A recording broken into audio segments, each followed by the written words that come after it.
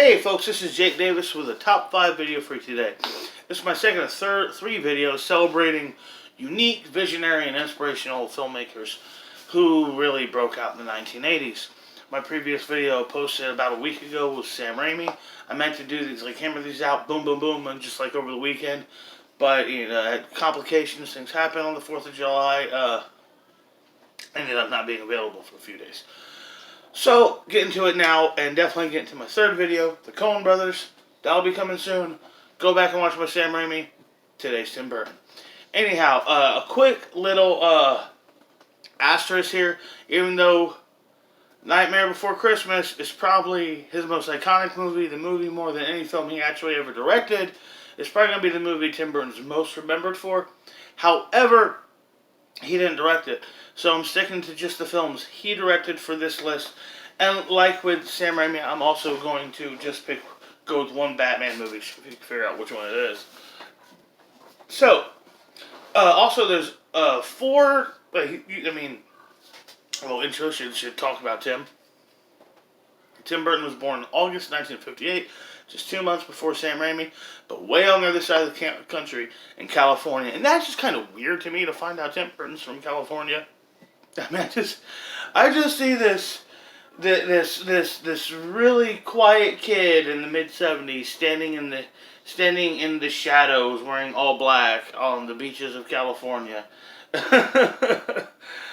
listening to fucking scary opera music or some shit. Or just when you think California, California's a huge state, there's lots of people out there. But, you think the stereotypical Californian, you think like Paul Walker. You do not think Tim Burton. Anyhow, he's done 19 films in his illustrious career, many of which have won Academy Awards. Four of his films I haven't gotten to see. I never saw Big Fish, Big Eyes, Dark Shadows, or Mrs. Peregrine's Home for Peculiar Children. For various reasons, I just never got around to those movies. Big Fish came out when I was kind of going through a personal Ewan McGregor backlash. The 1-2 combo of him always getting his ass kicked in Attack of the Clones, and he just can't fucking sing. And Moulin Rouge. Big Eyes is just, when the trailers just kind of made it look like a biopic, I just wasn't interested at all when it came out, even though, looking at that woman's artwork, I definitely understand why he wanted to tell her story, because it's clearly inspiration on his own personal art. Dark Shadows, just a movie I just never really got around to. I didn't catch a lot of movies that year in general. As it was kind of broke in 2012. I just never got around to Dark Shadows. And also that movie has a bit of a sad note to it, that it deeply, seriously, negatively affected the longtime friendship between Tim Burton and Johnny Depp, and that's a damn shame. As far as Mrs. Peregrine's Home for Peculiar Children, I never saw it because, quite frankly, just from the trailers, I thought that movie was beneath him. That movie looks like a blatant fucking ripoff of Harry Potter and X-Men, and yeah, Tim Burton's better than that. So, let's get to the top 5. Number 5. Frankenweenie. There's lots of love letters. Movies are just love letters to other movies. Now you can handle this in a profound and poignant, poetic way, like with Birdman, which is the ode to the Hollywood action star. His character in that movie could have just as easily been like a John Wayne or an Errol Flynn or a Bruce Willis, but it's this character. Or it could be something like Tim Burton's movie, which is it is flamboyant and vast, endearing celebration of 100 years of horror movies. From the silent films, to the Universal horror movies, to, Hammer films, straight up to movies like Gremlins and stuff. It is such a love letter. The main character's name is Victor Frankenstein, growing up in Holland, California in the 1950s. I absolutely love that. I love everything about that. I love one of the characters' names is Percy Shelley. That's a great laugh. The great animation, great score from Danny Elfman. Frankenweenie is an excellent movie. And considering his impact on animation over the decades, I kind of felt like I needed to have one of his cartoons. And though he only directed two. Hey! Quiet! Number 4. Batman Returns. Yes, I'm going with Batman Returns.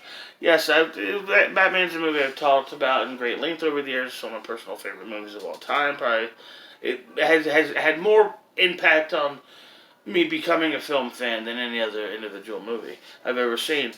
But Batman Returns is far more Tim Burton-esque than the first film. Very dark, very somber, very gothic film. Deeply morbid and incredibly insane and super thrilling.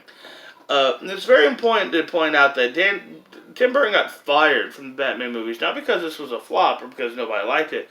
It was really because of two things. The parent teachers unions, or the PTA association. PTA's bitching about the grotesqueness of the Penguin and the sensuality of Catwoman. And McDonald's, who had made this deal to have all these toys to go along with it, didn't realize that they were this superhero sequel is going to be a borderline horror. I mean, I kind of always have thought Tim Burton's Batman movies as horror movies, but it's a very grotesque movie. I mean, think of other superhero films and the villain's big plan. Oh, this villain wants to take over the world. This villain wants to corrupt the hero. This villain wants to murder every child in Gotham City, so in his own mind's eye, that'll make him the darling of the city. What a nut. I mean, what Tim Burton did with both the Penguin and Catwoman was very intriguing and, dare I say, even more interesting than the shit they did with the comics. I mean, and who the hell was going to play the Penguin? Other than Danny DeVito. Amazing performance, amazing makeup effects by Stan Winston. And I have always felt, and I believe I've said this before on this channel, this is my personal favorite score from Danny Elfman, Batman Returns. Batman Returns is not the best Batman movie of all time, but it's the closest we've ever gotten to a Batman movie that is a horror film. Check it out. It's a great film, if you haven't already. Number 3, Beetlejuice. Now, believe it or not, when I first put together this list, Beetlejuice didn't even make my top 5, which I had to go back. I was like, what the hell? Because I can't talk about, I can't do these kind of lists and it has to be part of my opinion, also part of essential guide to the man's work, his art. And yeah, if you're talking about Tim Burton, you got to suggest Beetlejuice. Beetlejuice is the movie that made him a household name, made Danny Elfman a household name, solidified Michael Keaton as a movie star. Michael Keaton, he had a rough time there in the 2000s, but the fact of the matter is, people grew up loving him for predominantly 2 performances, Beetlejuice and Batman.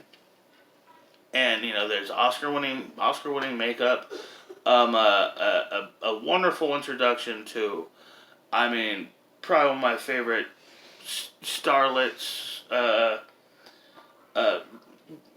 Hollywood beauties of my lifetime, Winona Ryder. She just gets, even watching Stranger Things, these days, it's like, she's not as old as my mom, she's younger than my mom, but, god damn, she's still so fucking cute. It's ridiculous. Anyhow. Oh, and then there's the great performance from the great Catherine O'Hara in that movie.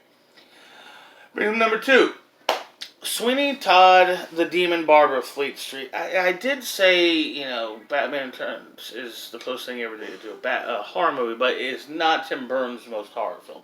This is Tim Burton's most horror film. Probably the closest, only thing of he's ever done that you could say without an argument that is a horror movie. And it's a fucking musical. It's a Sondheim musical. It's, again, Oscar-winning art direction, great performance from Alan Rickman, a great one of Johnny Depp's finest performances, terrific sound mixing and recreation of Sondheim's music. But I've always said that as a filmmaker, as far as balancing what a director does, respecting your material, bringing the best out of your actors, composing a tight, focused storyline and narrative, and the movement and use of your camera and how you fill it up. All these variables coming together, I personally think is Tim Burton's finest work as a director his entire career. It's his best work. It's just as the job goes, as far as I'm concerned. And then there's Helena Bonham Carter, however she pronounces it. I personally say she was snubbed of the Oscar. Not of a nomination, but of the fucking Oscar. She should have won for this. None of the women who were nominated that year even were close. Marion Cotillard, she's terrific as Edith Piaf, should have been slaughtered by Helena Bonham Carter. Ellen Page's Juno, just ridiculous, gimmicky performance, shouldn't have even been nominated. Kate Blanchett's in Elizabeth II, just a cash grab. Almost as if, they felt like, well, if we can talk these people into coming back 10 years later and doing the golden age, let's do it. It's fine. It's almost worth it just to see her and Jeffrey Rush come back in those roles, but Helena Bonham Carter was mesmerizing, and as Mrs. Lovett and Sweeney Todd, she was snubbed. She was robbed of an Oscar nomination. Which leaves me with number one. In my opinion, the absolute best film of Tim Burton's career is Ed Wood. Back last year, around this time last year, I did a video talking about my top 5 favorite films about movies. And I think Ed Wood was my number 2 there. But, it's not just the great score from, is it Howard Shore? Oh, damn, I want to say Howard Shore, but don't quote me on that. It's not just the great score from Shore. It's not just the beautiful black and white photography. It's not just the Oscar-winning performance from Martin Landau as horror movie icon Bela Lugosi, or the terrific supporting performances from Bill Murray and Sarah Jessica Parker. And it's not the fact that it's Johnny Depp's best performance of his whole career as Edward D. Wood Jr., Los Esperles in the Loire.